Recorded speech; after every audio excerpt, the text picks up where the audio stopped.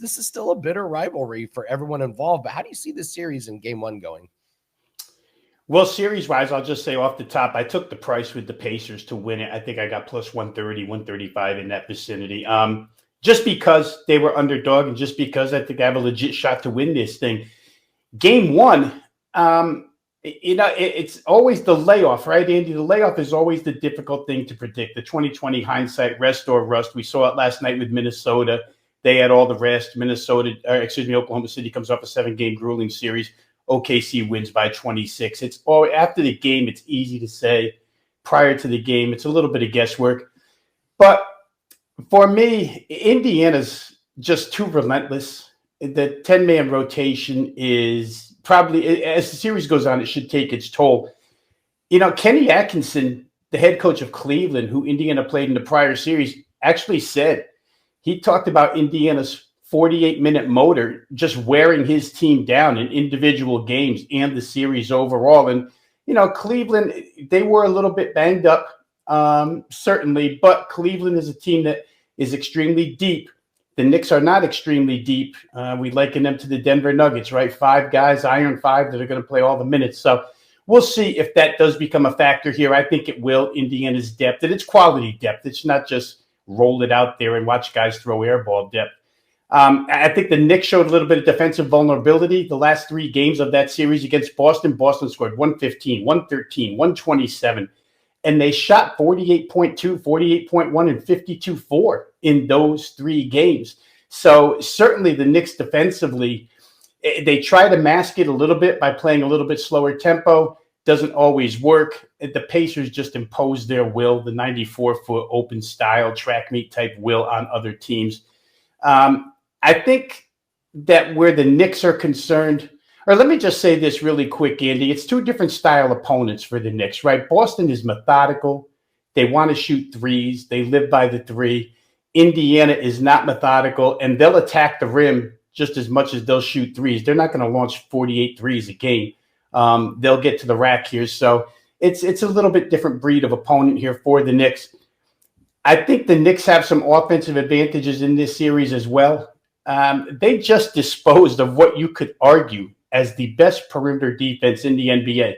When you can line up, and you couldn't line up Jason Tatum for the last 2 games, I get it. But when you have Holiday, when you have Brown, when you have Derek White, and when you have Tatum, that's a really good perimeter defense. They ranked number 2 this season. Boston did in 3-point defense.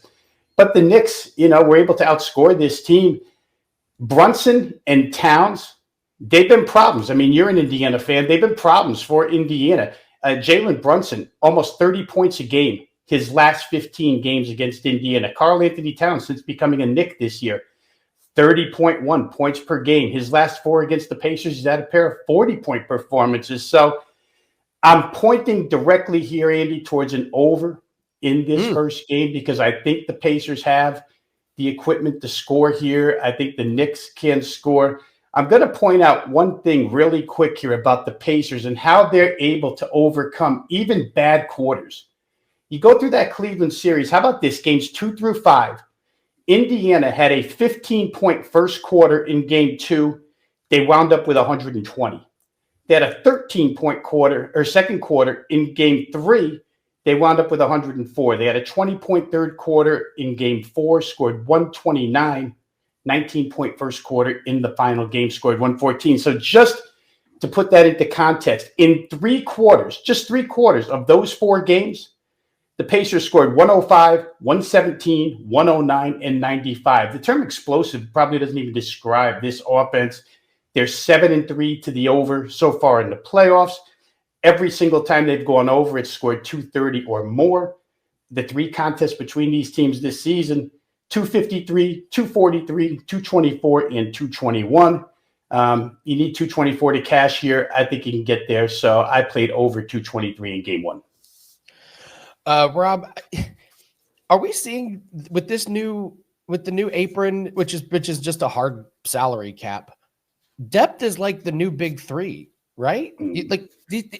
We're seeing it. Look at who's survived. It's teams that have depth and can survive injuries. And it's teams that can bring guys off the bench. There was a game where the Pacers played 10 guys in the first quarter. Look at the Thunder. It's just waves of guys like coming in. It's really interesting how quickly this has changed. Like 5 years ago, it was like, I got to have a big three. Now it's just like it's depth. And I think a lot of it is a salary cap. Do you have any thoughts on that?